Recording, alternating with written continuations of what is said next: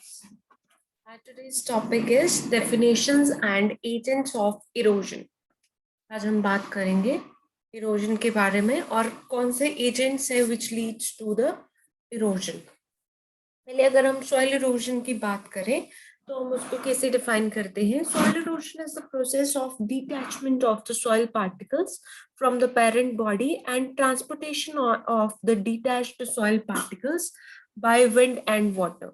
जो soil erosion की process होती है उसमें जो सॉइल पार्टिकल्स हैं वो पहले डिटैच होते हैं, अलग हो जाते हैं सॉइल लेयर से, फिर वो पार्टिकल्स जो है पेरेंट बॉडी से डिटैच हो जाने के बाद उनकी ट्रांसपोर्टेशन हो जाती है टू सम अदर प्लेसेस, मतलब अपनी ओरिजिनल प्लेसेस से वो दूसरी जगह पे चले जाते हैं with the help of wind and water. ये detachment leads to the transportation of the soil particles from one place to another place. अगर ज्यादा इंटेंसिटी से रेनफॉल होता है, अगर ज्यादा इंटेंसिटी से वाटर आता है, अगर ज्यादा इंटेंसिटी से विंड आती है तो it leads to the transportation. वो उन डिटैच्ड पार्टिकल्स को एक जगह से दूसरी जगह लेके चली जाती है.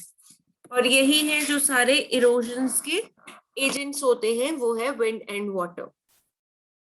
वाटर इरोजन की अगर हम टाइप्स की बात करें तो वाटर इरोजन जो है पहली जो है दैट इज शीट इरोजन.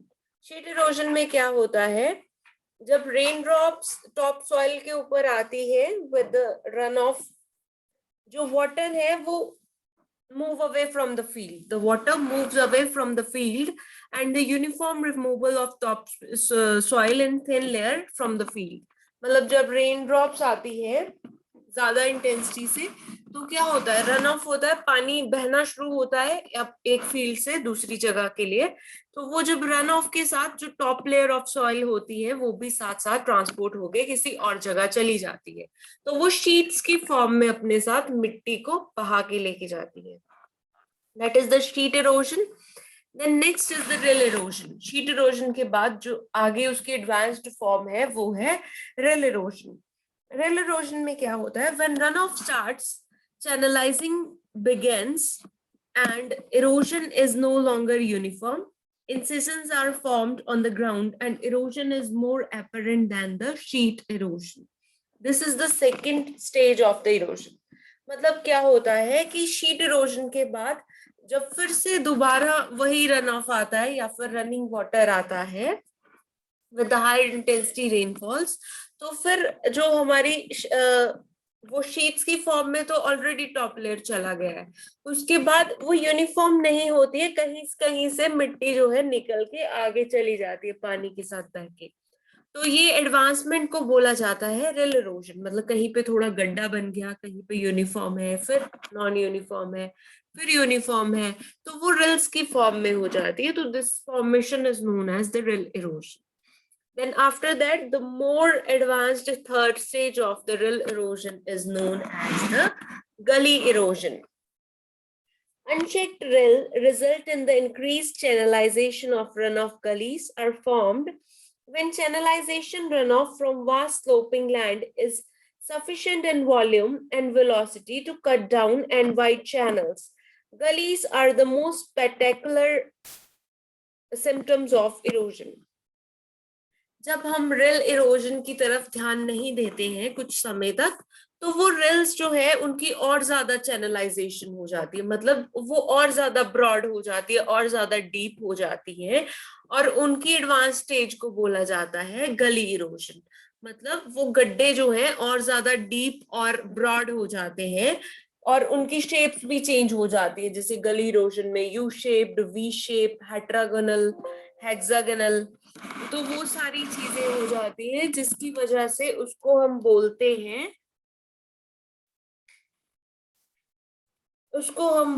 हैं गली इरोजन. और गली इरोजन की वजह से क्या है, हमारी जो स्लोप से होती है वो ज्यादा इनसफिशिएंट अमाउंट ऑफ मिट्टी जो है that goes along the water. ठीक है, और ये जो है बहुत एडवर्स इफेक्ट होता है इसका. एंड ये जो है सबसे ज्यादा स्पेक्टेकुलर फॉर्म ऑफ इरोजन है, हम इसको अच्छे से जज कर सकते हैं तो कि यहाँ पे गली इरोजन जो है हुआ है, क्योंकि बहुत ज्यादा बड़े बड़े गड्ढे हो जाने की वजह से। Then next is the ravine erosion. Ravine erosion जो होता है, these are manifestation of prolonged process of gully erosion, typically found in the large expanses of deep alluvial soils. They are deep and wide gullies, and their formation indicates very advanced stage of gully erosion. मतलब क्या है, जब गली erosion बहुत time तक ऐसे ही slow process में चलती रहती है तो गली इरोजन के बाद होती है रिवाइन इरोजन। उससे भी ज्यादा डीप गड्ढे जो है वो आ जाते हैं तो उसको बोलते हैं रिवाइन इरोजन। रिवाइन इरोजन जो है वो एलुवियल सॉइल्स में, डीप एलुवियल सॉइल्स में ज्यादा देखने मिलती है हम लोगों को। और इसके साथ क्या होता है, हमारी जो कल्टीवेबल लैंड्स होते हैं वो बहुत ज्यादा अफेक्ट होते हैं। दे totally changes into non arable lands, क्योंकि इतनी ज्यादा डीप न्यूट्रिएंट्स जो है वो नहीं होते हैं, और वो न्यूट्रिएंट्स वाला जो सारा शीट होता है, सारा पोर्शन जो होता है, that moves along with the wind और वाटर, वो इन दोनों चीजों के साथ जो है चला जाता है, जिसकी वजह से हम क्या कर सकते हैं, वहां पे हम एरेबल लैंड की तरह उसको यूज नहीं कर पाएंगे। तो रिवाइन इरोजन के बाद है लैंडस्लाइड्स। जो स्लाइडिंग डाउन होता है, लैंडस्लाइड्स, बड़े जो कच्चे पहाड़ होते हैं वहां से जब मिट्टी गिर जाती है तो दैट इज द लैंडस्लाइड्स। और लैंडस्लाइड्स हो जाने की वजह से क्या होता है, हमारा जो बहुत ज्यादा पोर्शन होता है मिट्टी का वो डिस्ट्रक्ट हो जाता है, डिस्ट्रॉय हो जाता है। इसकी डेफिनेशन देख लीजिए, sliding down of large chunk of soil due to steep slopes is called landslides. Landslides occur in mountain slope when the slope exceeds 20% and width 6 meter. ये जो स्लोपी एरियाज में ही होता है, माउंटेनियस एरियाज में ही होता है, जहां मिट्टी ऊपर से नीचे की तरफ आ जाती है, उसकी मूवमेंट होती है नीचे की तरफ। तो ये होता है ज्यादा रेनफॉल की वजह से जो है उनकी मिट्टी लूजन हो जाती है, जिसकी वजह से उनकी लैंडस्लाइड हो जाती है। और जिसके बाद क्या है, लैंडस्लाइड जब होती है तो बहुत सारा सॉइल जो है वो नीचे आता है। एक तो ऊपर वाली वेजिटेशन खराब हो जाती है, दूसरी जहां पे वो गिरता है वो वेजिटेशन को भी गिरा देता है। वो उसकी वजह से दो वेजिटेशन खराब होती है, एक उसकी अपनी, एक वो जहां पे गिरती है मिट्टी इतनी ज्यादा अमाउंट में, वो वाली भी वेजिटेशन जो है डिस्ट्रक्ट हो जाती है, डिस्ट्रॉय हो जाती है। और ये होता है बहुत ज्यादा स्लोप, स्टीप स्लोप्स होती है जहां पे जैसे 20% से ज्यादा स्टीप स्लोप होती है, वहां पे लैंडस्लाइड होते हैं। तो ये था landslides. The next is the stream bank erosion. Stream bank erosion की अगर हम बात करें तो जहां से स्मॉल स्ट्रीम्स या फिर रिवर्स गुजरते हैं या हिल स्ट्रीम्स होते हैं, वो क्या करते हैं, उनके फ्लो के साथ जो मिट्टी होती है ऊपर वाली वो भी उनके साथ साथ फ्लो के साथ मूव करती है, जिसको के बोला जाता है स्ट्रीम बैंक इरोजन।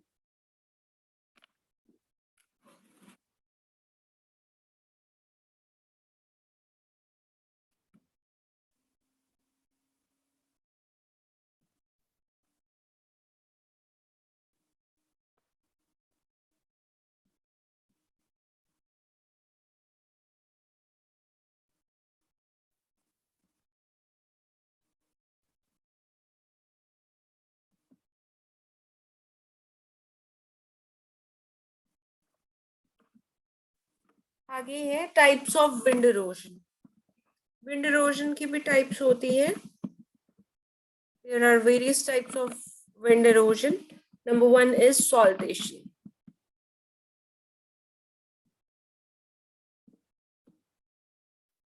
सॉल्टेशन में जो है, it is the first stage of movement of soil particles in series of jumps. The soil particles move by saltation are between 0.1 to 0.5 mm of diameter.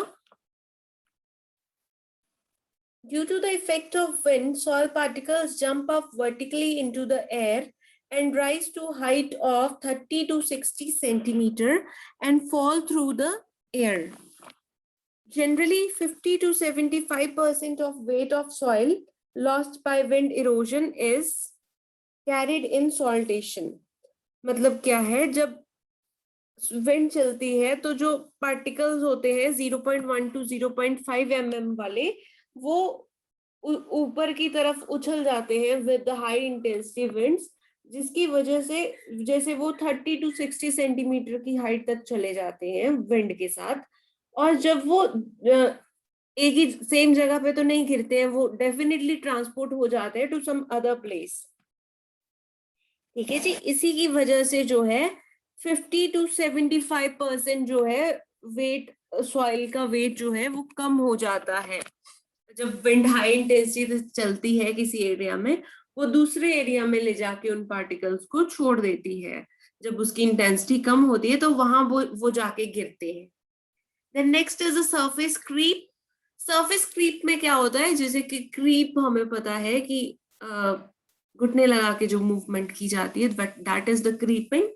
तो इसमें क्या हो गया, रोलिंग। जब मिट्टी के पार्टिकल्स रोल होते हैं तो उसको जब वो चले जाते हैं दूसरी जगह पे रोल हो के, तो वो होती है सरफेस क्रीप। इसकी डेफिनेशन है rolling of course grains larger than 0.5 to 3 mm in diameter and too heavy to be lifted by wind along the surface creep. The particles are pushed along the surface of the ground, rolling and not jumping. Generally, 5 to 25% weight of the soil lost by wind erosion is carried in surface creep. अब surface creep में यही होता है कि वो wind से उठाए नहीं जाते हैं। जो पार्टिकल्स होते हैं 0.5 टू 3 mm तक पार्टिकल्स जो होते हैं, आधा mm से लेके 3 mm तक के पार्टिकल्स, उसको विंड जो है वो कैरी नहीं कर सकती, अपलिफ्ट नहीं कर सकती उनको।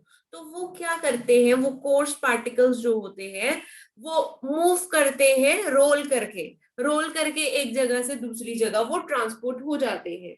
और इस सरफेस क्रीप में हम 5 से 25% तक अपने सॉइल का वेट जो है वो लूज कर देते हैं। तो सॉल्टेशन एंड सरफेस क्रीप हो गया। Third one is the suspension. Suspension means the floating of fine dust particles through the air is known as suspension. The particles are smaller than 0.1 mm in diameter. Generally, 3 to 4% of the weight of the soil lost by wind erosion is carried in suspension. अब ये जो होते हैं बहुत छोटे particles, less than 0.1 mm diameter वाले particles, बहुत ही fine particles जो कि उड़ते रहते हैं इन द एटमॉस्फेयर, और वो जो है चले जाते हैं, जब थोड़ी सी भी विंड आएगी तो वो उसके साथ ही दूसरी जगह पे ट्रांसपोर्ट होके चले जाते हैं। तो ये जो होता है, इसकी वजह से हम कितना सॉइल लॉस करते हैं, 3 to 4% of soil weight is lost in this suspension process. और सस्पेंशन वाले पार्टिकल्स जो होते हैं वो सबसे ऊपर फ्लाई करते हैं, सॉल्टेशन वाले उससे नीचे, और क्रीप वाले on the surface of the ground creep करते हैं, रोल करते हैं।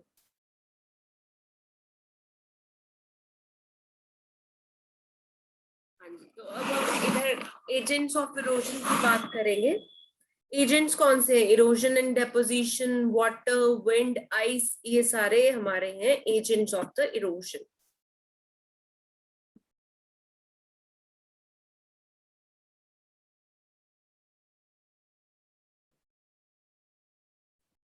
जैसे कि हम ऑलरेडी बात कर चुके हैं इरोजन एंड डेपोजिशन की। इरोजन जो होता है वो फिजिकल रिमूवल होता है and the transport of material by mobile agents such as wind, water और आइस। यही 3 कॉमन एजेंट्स हैं, वाटर, विंड एंड आइस। ये तीनों कॉमन एजेंट्स हैं हमारे इरोजन के। You can see the pictures में आप देख सकते हैं इरोजन कैसे होता है। ये लैंडस्लाइड हुआ है। Erosion and mass wasting appear to similar processes but have distinctly different causes. ये बोलते हैं इरोजन एंड मास वेस्टिंग जो है वो सिमिलर प्रोसेस है, पर वो उसके कॉजेज जो है वो डिफरेंट है. The movement of sediment by erosion requires mobile agents such as water, wind, and ice. That is the sediment transported by the movement of agents. कहते हैं पर इरोजन के लिए हमें मोबाइल एजेंट्स चाहिए, जैसे कि वाटर भी मोबाइल होता है, बहता रहता है. फिर हमारा विंड भी मोबाइल होती है, चलती है. तो फिर आइस भी, जब आइस के बड़े बड़े ग्लेशियर्स पिघलते हैं तो उनसे भी क्या होता है, बहुत बहाव में पानी आता है, जिसकी वजह से क्या होता है, ट्रांसपोर्टेशन होती है सॉइल पार्टिकल्स की. पहले डिटैचमेंट होती है, फिर ट्रांसपोर्टेशन होती है.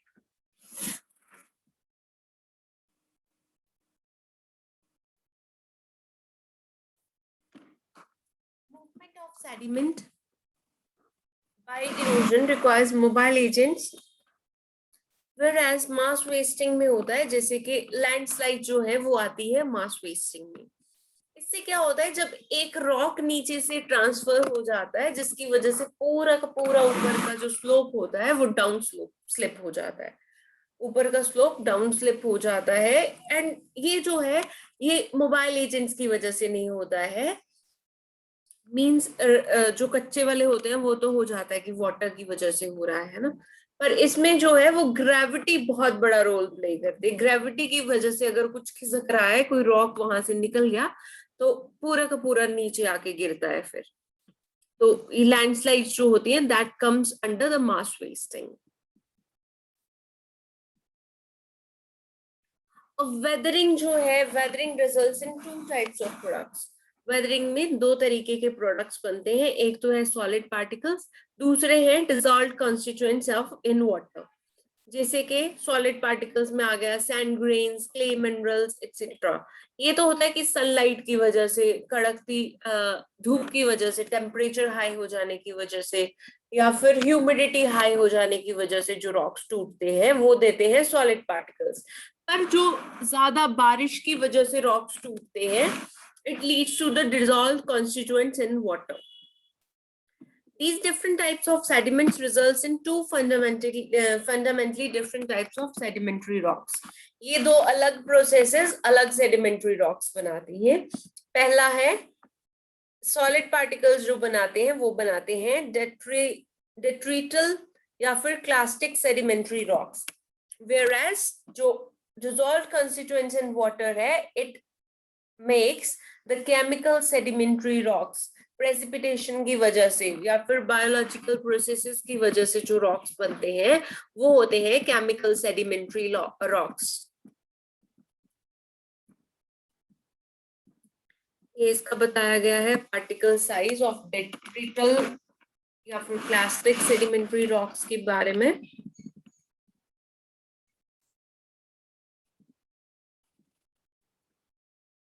Transport of sediment usually ends with the deposition of sediments. Deposition occurs when the forces responsible for erosion are no longer sufficient to transport the sediment. मतलब क्या है कि जब पानी और विंड की जो बहाव होती है, क्षमता होती है, वो खत्म हो जाती है, जहां पे जाके रुक जाती है, विंड भी, वाटर का फ्लो भी रुक जाता है, वहां पे उनकी डेपोजिशन होती है फिर, क्योंकि वो wind and water no more able to take them with them, तो इसी वजह से वो वहां पे ही छोड़ देते हैं. There are wide varieties of environments on Earth's surface where deposition of sediments occur as the result of fluvial, जैसे कि rivers, aeolian जैसे कि wind, and glacial जैसे कि ice erosion. The particle shape may indicate information about origin and transport. फिर हमें उसके जो रॉक्स के या मिट्टी के पार्टिकल्स की जो शेप होती है, हम उससे जजमेंट करते हैं कि ये कहाँ से आए हैं, इनका जो मेन ओरिजिन है वो कहाँ से है. Sizes of particles can provide useful information about the environment of deposition. फिर जो पार्टिकल का साइज है वो उनके डिपोजिशन के बारे में भी बताते हैं, कहाँ डिपॉजिट हुए, क्यों यहाँ पे डिपॉजिट हुए. Gravels are found in high energy environments such as mountain streams and some beaches. Gravels क्योंकि बड़े होते हैं तो obviously उनको ज्यादा बहाव वाला पानी ही खींच के लेके आएगा, तो वही वो माउंटेन स्ट्रीम्स पे मिलते हैं हमें या फिर बीचेस पे मिलते हैं. Sands are found in intermediate energy.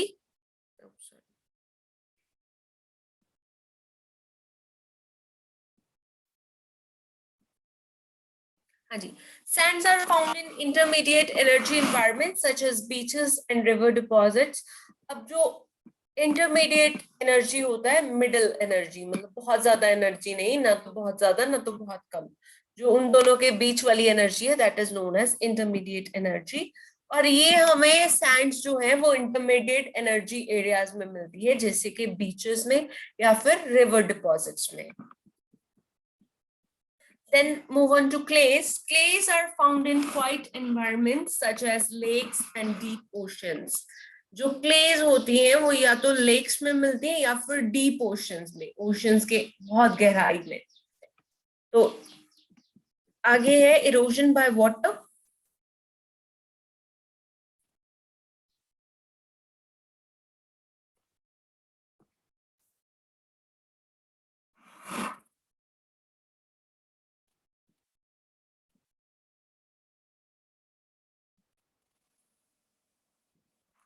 Water जो है most efficient and effective agent है इरोजन का. Erosion by water commonly occurs to different geological settings. दो जगह पे होती है, पहले तो कोस्ट लाइन्स पे, दूसरी स्ट्रीम्स एंड रिवर्स. Coastlines वाली erosion that occurs on coastlines is due to the action of ocean currents, waves and tides. Coast पे किसकी वजह से? वेव्स की वजह से, या फिर साइक्लोन्स की वजह से, या फिर हाई ओशन करंट्स की वजह से, या फिर टाइड्स की वजह से जो है वहां पे मिट्टी जमा हो जाती है. स्ट्रीम्स और रिवर्स के बारे में अगर पढ़े तो स्ट्रीम्स और रिवर्स में erosion commonly occurs along the bank of the stream. The stream is any size channelized body of running water. ये जो है इरोजन जो है बैंक पे ही होती है मेनली. तो बैंक पे जब स्ट्रीम चाहे किसी भी साइज का हो या किसी भी शेप का हो, क्योंकि वो चैनलाइज्ड वाटर बॉडी है, वो किसी भी साइज की हो सकती है. और क्या है, रनिंग वाटर के साथ जो जो भी इकट्ठा हो गया आता है मिट्टी पार्टिकल्स, वो बैंक्स पे ही जमा होते हैं. They are deposited at the banks.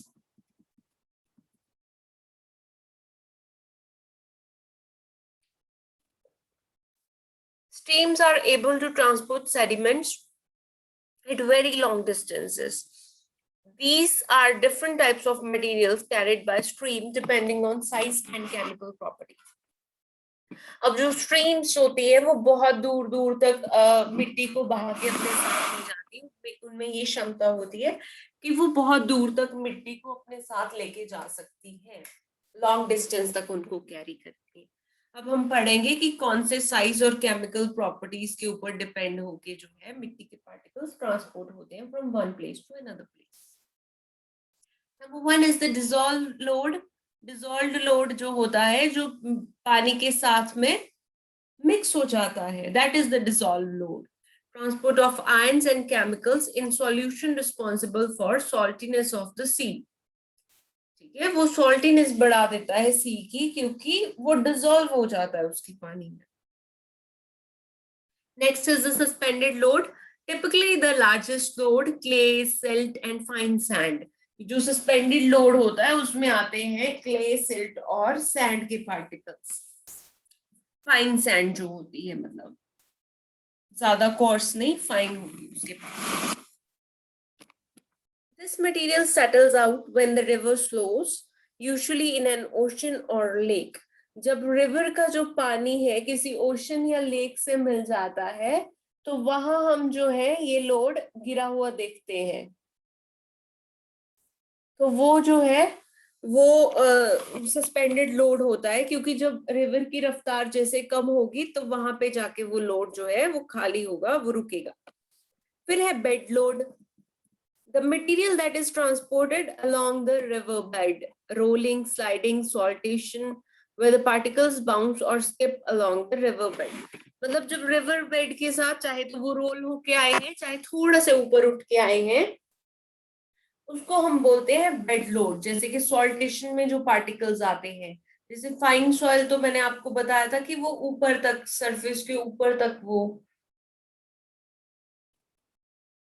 Flow करते हैं, पर जो बेड लोड में होते हैं, रिवर के बेड्स में जो लोड प्रेजेंट होता है वो सॉल्टेशन वाले पार्टिकल्स होते हैं या फिर क्रीप सरफेस क्रीप वाले पार्टिकल्स होते हैं।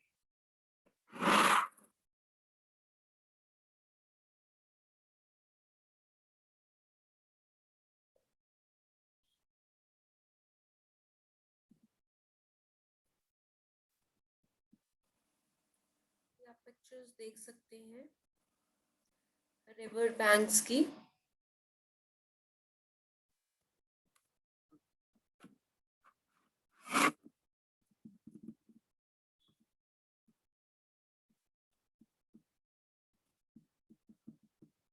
You can see these pictures.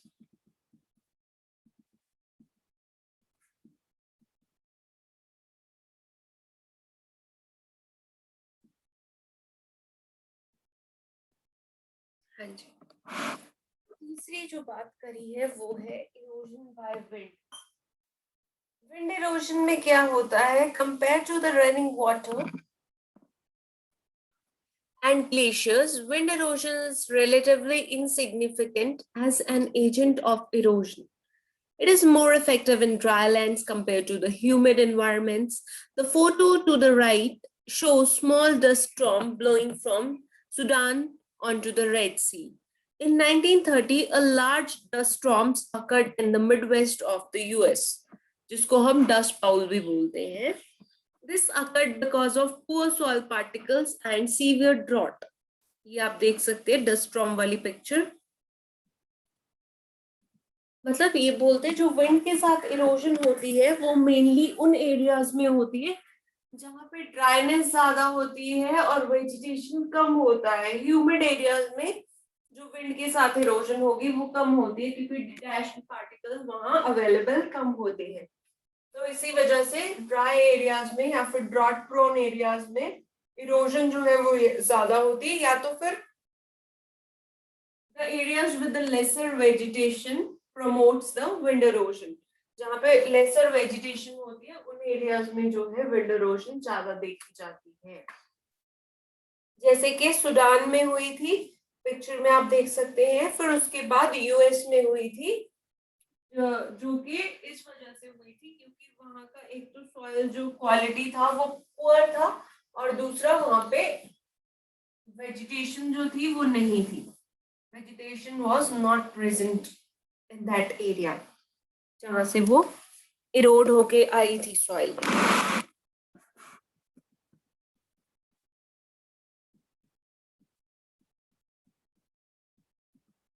अब transport of sediment by wind differs from the running water in two important ways.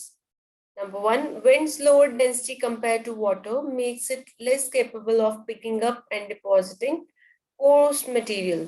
क्योंकि विंड की डेंसिटी जो होती है वो कम होती है वाटर से, तो इसी वजह से जो विंड के साथ पार्टिकल्स आते हैं कोर्स कम ही होते हैं, वो कोर्स पार्टिकल्स को लाने में असमर्थ होती है। जैसे वो ज्यादातर फाइन पार्टिकल्स को ही कैरी करके ला पाती है due to its lesser density. Then second is wind is not confined to channels, it can spread over a large areas, क्योंकि वो particularly एक channels में नहीं spread होती है, वो बहुत सारे large areas में उनका फैलाव होता है। तो उसी वजह से जो है वो इतने वैसे पार्टिकल्स नहीं ला पाती है कोर्स वाले। The suspended load of wind consists of silt and clay particles. Small and platy grains may take days to settle down. जो स्मॉल और प्लेटी ग्रेन्स होते हैं, फाइन होते हैं बहुत ज्यादा, वो बहुत दिन लगा देते हैं सेटल डाउन होने में क्योंकि हल्के इतने ज्यादा होते हैं। In arid regions, wind erodes the surface through a process called deflation. जो विंड है एरिड एरियाज है वहां पे विंड जो है वो सरफेस के साथ इरोजन कॉज करती है जिसको कि हम बोलते हैं deflation. Deflation lowers the surface by removing the फाइनर grain material and leaving the course material. जहां पे सिर्फ कोर्स मटेरियल रह जाता है एरिड रीजन्स में ड्यू टू द विंड, और जो है फाइन पार्टिकल्स है वो दूसरी जगह पे चले जाते हैं।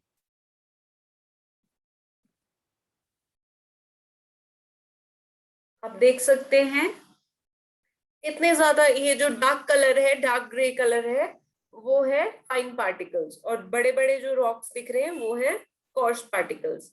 तो फाइन पार्टिकल्स पहली स्टेज में काफी थे, दूसरी स्टेज में कम रह गए, तीसरी स्टेज में बिल्कुल जरा से रह गए, जबकि जो कोर्स पार्टिकल्स थे वो एक दूसरे के साथ बहुत पास पास में आ गए, क्योंकि उनके बीच में से जो फाइन लेयर थी वो गायब होती जा रही है। फिर बात करें डेजर्ट पेवमेंट की। Desert pavement develops as a result of deflation, leaving the surface covered with pebbles and cobbles. ये ऊपर भी आप देख सकते हो, जहां पे फुट है किसी का, ये भी देख सकते हो, सिर्फ कॉस्ट पार्टिकल्स दिख रहे हैं आपको, सैंड बहुत कम दिख रहा है, फाइन जो है सॉइल वो बहुत कम दिख रही है। Other processes may also lead to development of desert pavement. अब ये जो है वो धीरे धीरे डेजर्ट पेवमेंट होती जाती है, मतलब सिर्फ कोर्स पार्टिकल्स रह जाते हैं, फाइन पार्टिकल्स वहां पे अवेलेबल नहीं रहते।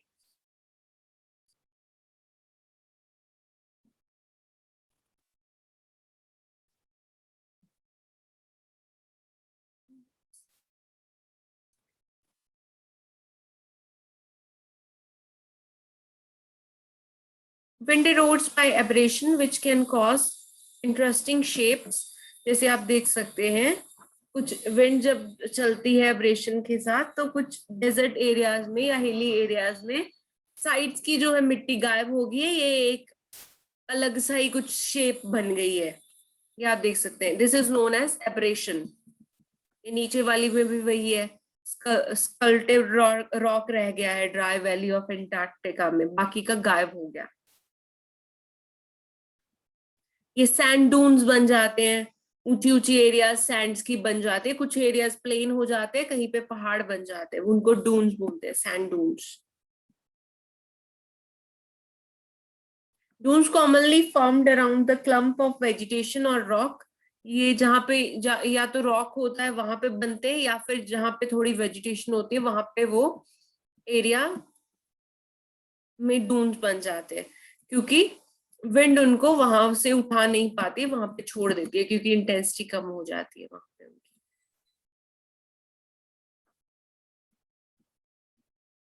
Next is erosion bye ice.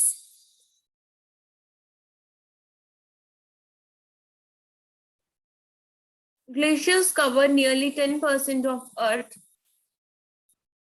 ठीक है, ग्लेशियर्स जो है उन अर्थ का 10% जो है वो ग्लेशियर्स है, but in the past about 30% was covered. अब तो डिक्रीज हो रहा है धीरे धीरे, because this temperature change, global warming की वजह से, पर पहले जो था वो 30% जो अर्थ था वो कवर्ड था ग्लेशियर्स में।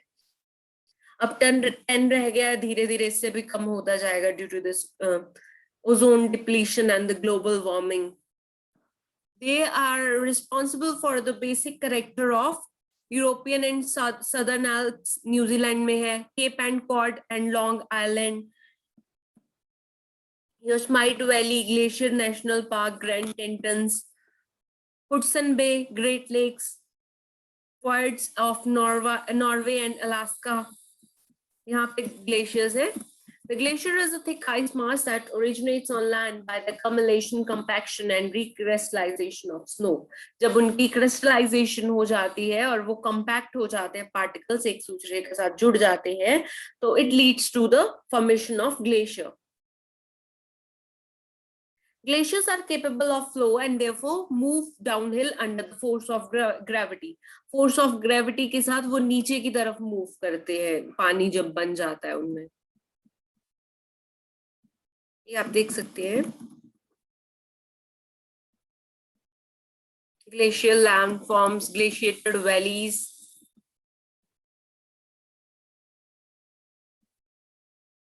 V-shaped structure, U-shaped structure बन गए बर्फ से। You can see this।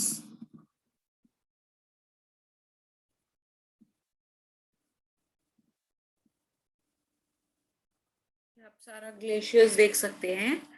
तो दिस इज द कारण कि जिसकी वजह से हो जाता है, हमारे ग्लेशियर्स जब पिघलते हैं, वो मिट्टी जो होती है, ये देख सकते हैं ऊपर ग्लेशियर है, नीचे मिट्टी है, जब ये बर्फ पिघलेगी तो ऑब्वियस सी बात है वो मिट्टी के पार्टिकल्स को अपने साथ ट्रांसपोर्ट करके लेके जाएगी, पहले डिटैच कर लेगी, जब इतने पानी इतनी इंटेंसिटी के साथ मूव करेगा तो ऑब्वियस सी बात है पार्टिकल्स डिटैच हो जाएंगे, फिर उसके बाद उसी वाटर की मूवमेंट के साथ वो ट्रांसपोर्ट भी हो जाएंगे from one place to another.